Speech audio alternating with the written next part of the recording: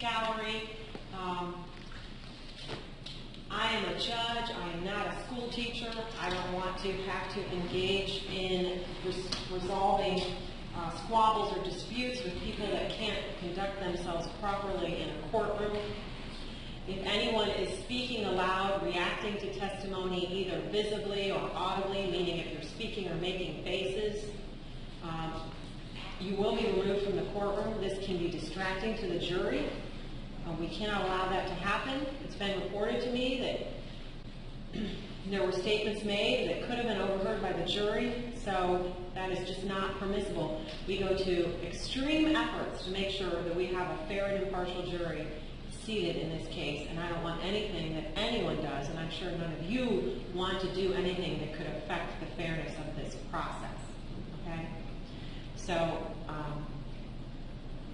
there's a deputy back there who's been charged by me with policing your behavior back there, and if he observes people responding to the testimony inappropriately, then you will be asked to leave, okay? All right, thank you.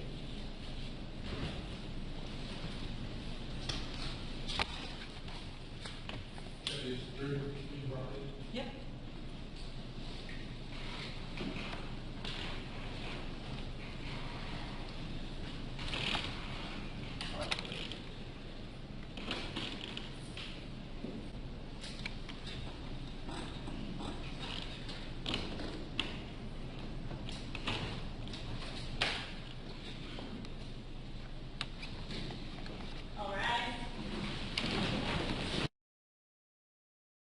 We're going to take, let's take.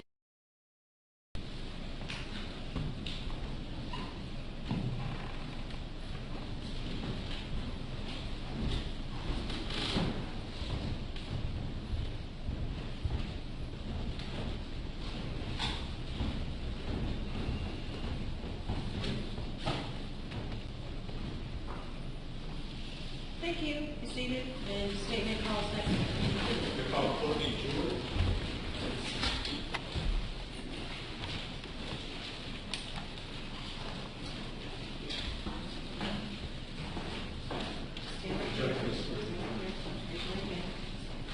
The testimony you gave will be the truth, the whole truth, and nothing but the truth, so help you God. Consider yourself under oath, and you're going to have a seat right there.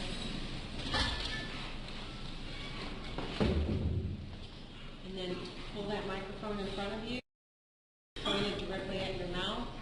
You can actually move the phone part too, if you're careful. Point it down, right. And now just point it, yeah, bend to the phone, there you go. And remember when you speak, even though there is a microphone in front of you, to project when you speak, okay? Please tell us your full name, you spell your last name. Courtney Diane Jewart, Jewart. And I'm telling you now, you're going to have to project when you speak. Lean forward, closer to the mic. All right, thank you. I'll do it again. Courtney Diane Jewart, Jewart. And how old are you? 29. And are you presently employed? Yes, I am. Can you tell us about your employment? I work at an adoption agency as a birth parent coordinator. What's the agency called? Building Blocks Adoption Service. What specifically is your job duties in that role? I handle all of the pregnant moms that are giving their children for adoption. And what part of town do you presently live in? Stowe, Ohio. And did you grow up in the Summit County area? Yes, I did. Can you tell us a little bit about the high school and I graduated from Stowe High School in 2004. did you go on to college as well? Yes. Tell us about that. I went to the National Institute of Technology, got a degree in associate's degree in applied science for medical assistant.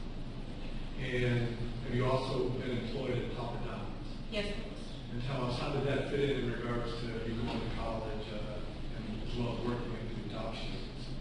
I started the adoption agency Akron. When you started working at Papa John's, were you in college? Yes, when I first started. When did that happen? 2012. You have to remember to project your voice. You're very soft-spoken. I can hear you, but you have to be heard by those jurors all the way on the other side of the room, okay?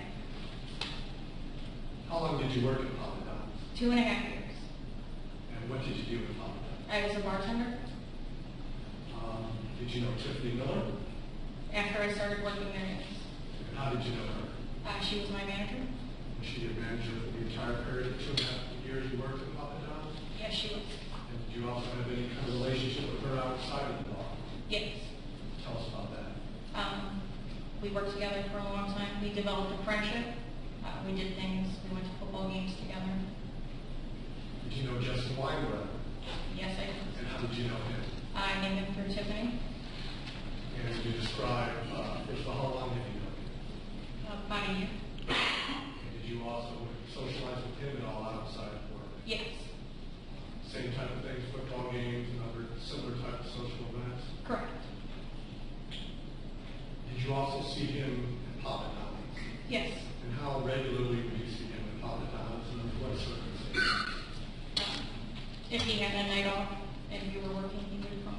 Or I should say, if Tiffany was working, he would come. Approximately how many times would you see him in a week? Maybe once or twice. When you worked at Papa John's, was it a fairly regular schedule as to how often you worked there as a bartender? Yes, it was. Tell us about that. I worked Tuesday nights, Friday nights, Saturday night, and Sunday. When you say nights, did you have a standard shift hours? 5 p.m. or 6 p.m. to close. And in regards to the patrons that would come to Papa John's, can you kind of describe the clientele? Many of them are familiar. It was a family-run bar. We had a lot of regular patrons come in, so we got to know them. As far as police officers, were any police officers regular patrons of the bar? Yes. You know, some bars can be a liquor bar, or you consider Papa John's a police officer bar, or did it just so happen that it was a police officer? It just so happened that there was a very wide range of people that would come. And is Papa John's just strictly a bar, or does it provide other services? It's a restaurant anymore. Does everyone comes in there drinks, or does some people just come to eat? Some people come just to eat, they bring their families. You're familiar, you sit here today with Kenan Ivery, is that correct? Correct. And have you been to Papa John's while you were working there? Yes. And approximately how many times do you recall seeing him at Papa John's? Maybe 5 or 6. And when we're talking about when he would come in, we're going to be talking about the events on November 15th. How far back did you estimate you would see him in the bar? Normally during football season, on Monday nights. Had it been within the last year, or did you go back all 2.5 years that you worked there? Maybe the last year and a half. Last year and a half, you've been in there at least a handful of times. Yes.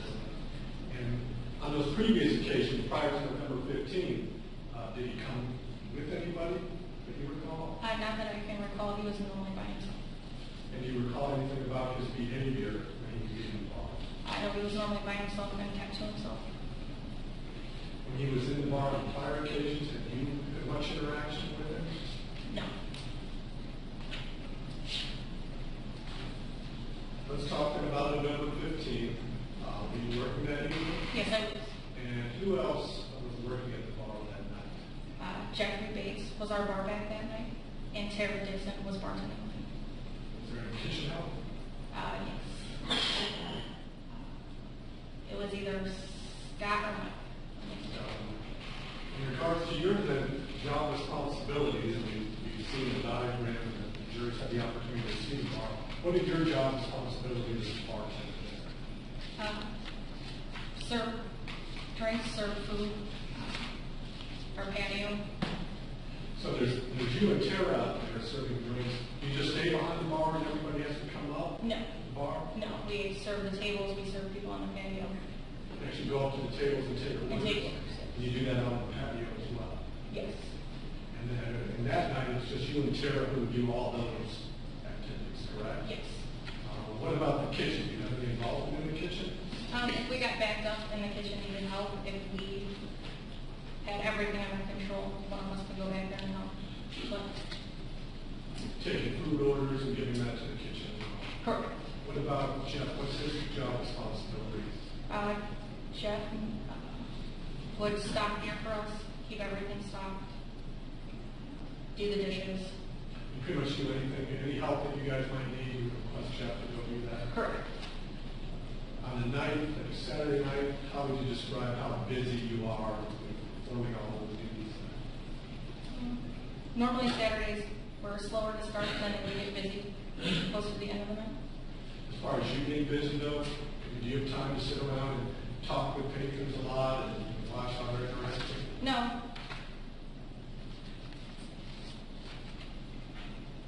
Do you recall Kenan Ivery being at the bar on that evening, November 15th? Yes, I do.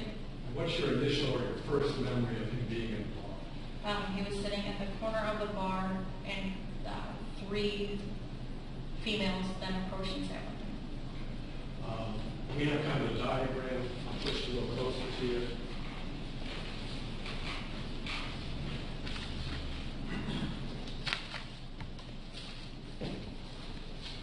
See that?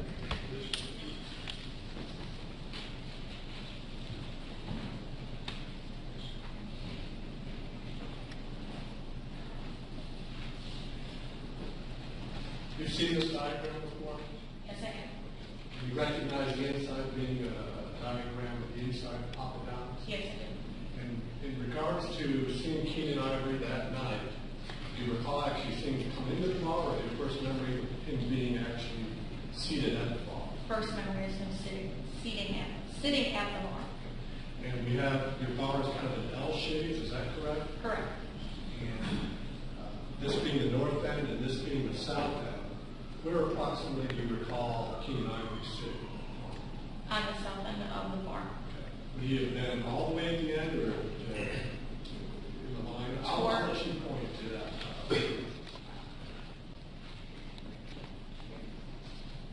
So near the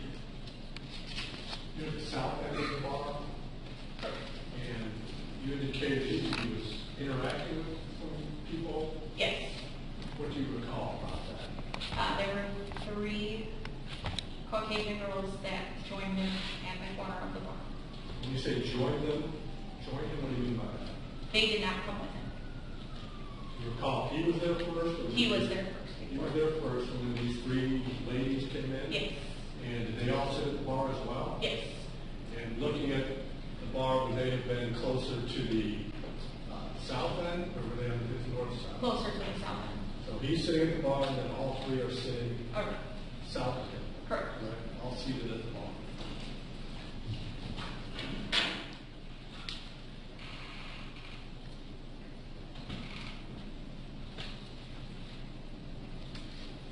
Now, as far as taking his order, did you take his order initially that evening? Yes, I did. And do you remember what he ordered? Chicken wings, 3 shots and 3 shots. I'm sorry, Chicken wings and 3 shots.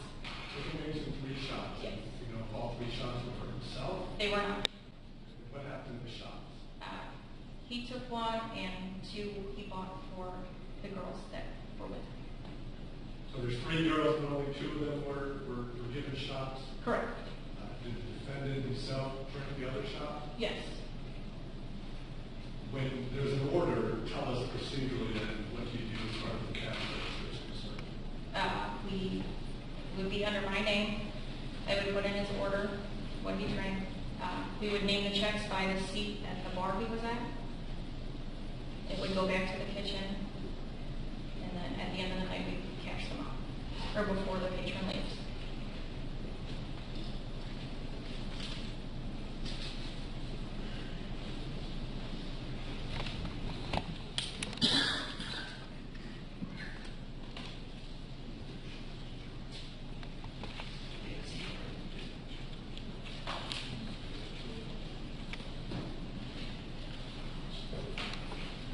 Let me show you what the mark that states exhibit number 9. Ask you to look at that and ask you to be able to identify that. Yes, I can. What do you identify that to be? Order of 12 wings, a shot of Ciroc, and 2 cherry or grape bombs. The exhibit was actually a receipt for all those items, is that correct? Correct. Benefit of the jury, let's put down the document.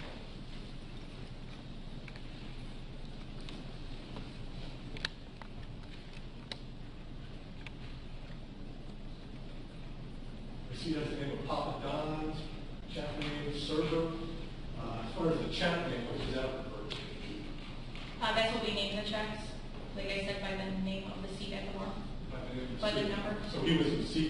10 that night? Is that- It's a rough estimate of how they go down. So it's not a... It's not a set spot. Server being you, Courtney, correct? Correct. And having the date November 16th, 2014 on there? Correct. And this, the time that shows up on the receipt, what would establish the time on it? The time it was printed. The time it was actually printed out? Correct. And what's the time on this receipt? 12:37 a.m. And you told us then about the order being 3 shots and an order of wings, correct? Correct.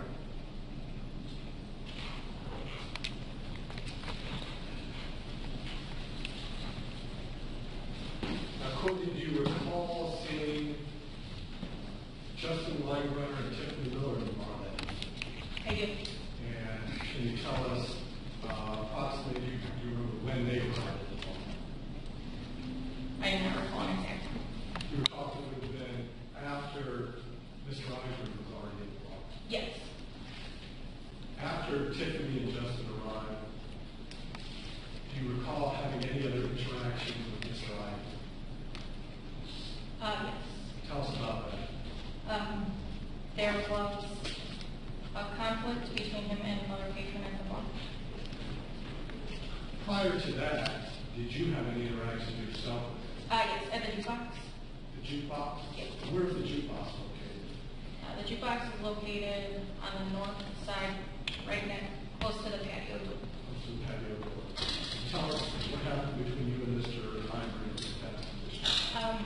He had grabbed my shoulder and asked if I knew about a song he was looking for on the jukebox. I said, please don't touch me, and we don't have rec on our jukebox, and walked away. You also then testified that there was a problem between him and another patron. Correct. Do you know how much time had gone by from the time where you had that quick conversation about the jukebox until the issue with the other patron occurred? I do not recall. What was the name of the other patron? Anne-Marie Cusio? And can you tell us what happened in regards to Anne-Marie Cusio and Mr. Ivory? I do not know exactly what happened between them. Did you see any of it? The only part I was involved in is when she asked if she could walk behind the bar because she did not feel comfortable walking around us. Now, where is everyone standing when that occurs? On the south side of the room. And is Mr. Ivory still in his bar seat? Yes, he is. And do you see any interaction between the two of them prior to her making that request? No. And again, what did she ask you? If she could walk behind the bar because she did not feel comfortable walking by him. And how did you respond to that? I said, you know it's not policy, but if you run past, that's fine. And were you familiar as to whether Anne-Marie had worked there? Yes, I did know that. Is that why you said you know that's not policy? Correct. So you did allow her then to go To run. by the bar. Did you watch to see where she had gone from there? She walked back over to her table.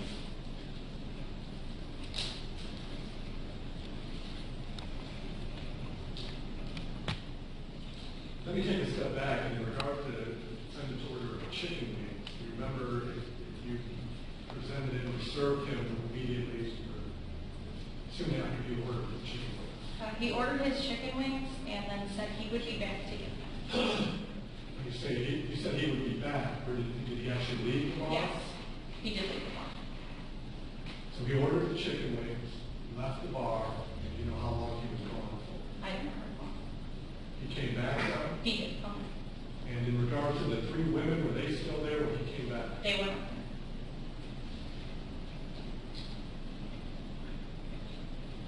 Do you recall if you actually served him the chicken wings or was someone else?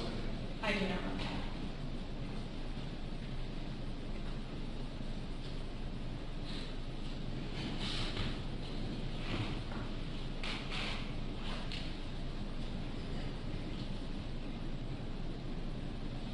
As far as Mr. Ivory is concerned, did you see him interacting with anybody else in the bar? No. Did you see him and Tiffany Miller at all by each other or anybody having a conversation? For a split second, I did see. Okay. Where did that occur? That was on the north side of the bar, towards the front door. Towards the front door? And what did you see in regards to that? He had walked over to her. I didn't hear what was said. Anne Marie went behind the bar, did that occur? I do not recall. After that, did you see where Tiffany or Mr. Ivory went? They walked back towards the south side of the bar. Did they walk back together? I do not recall. And what happened at the south end? They were having a conversation. Did you see that? I saw it, yes. Okay. And as far as the conversation, do you recall how they were together talking, or? I do not recall, maybe 5 minutes. And did you notice anything remarkable about the conversation? No, I looked up a few times, but nothing caught my attention. Anything about, could you hear their voices? No. Now, Mr. Ivory, as far as your interaction with him, seeing him interact, was it pretty much the same or any different from the prior times that he had been involved? Prior times he had been into the bar, he pretty much kept to himself. And I had never seen him argue with anybody when I was working and he was there.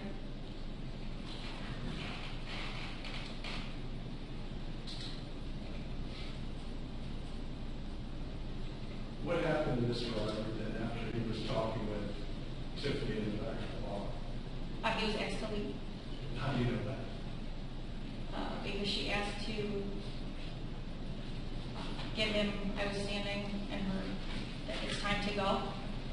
So where are you at that point? Standing behind the bar. Okay. And tell us exactly what you heard. I heard it's time to go. Then it goes back to, then I was walking back over, something, he was given a box for his wings. He said, I don't want these fucking wings, and pushed them across the bar. And then I walked.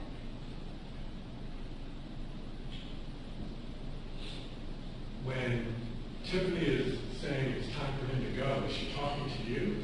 No, Do you know who she's talking to at that point?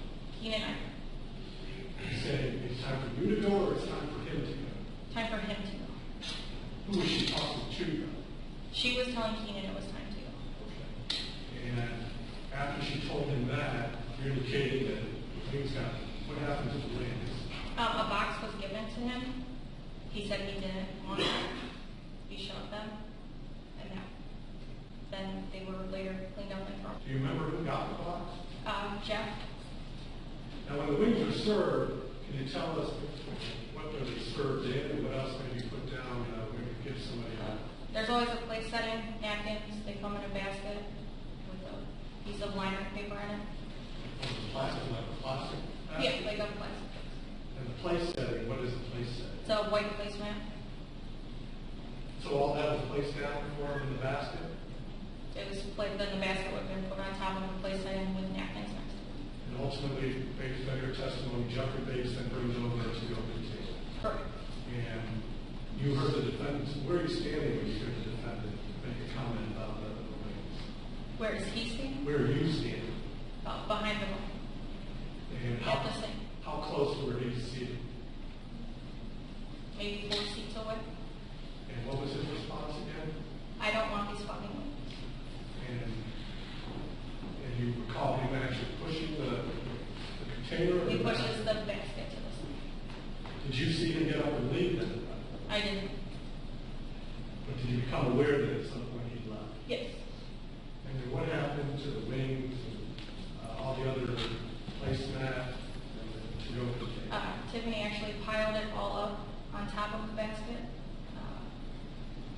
The to-go box was sitting next to it.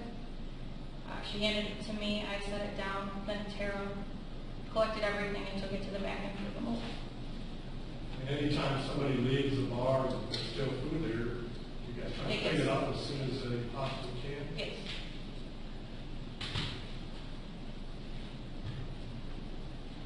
After Kenan Ivery left, do you recall seeing him again? Yes. And tell us what happened on that occasion. I did not notice right away that he had come back in. I did not notice until there was loud voices by the table next to the front door. And could you tell whose voices they were? No. Just heard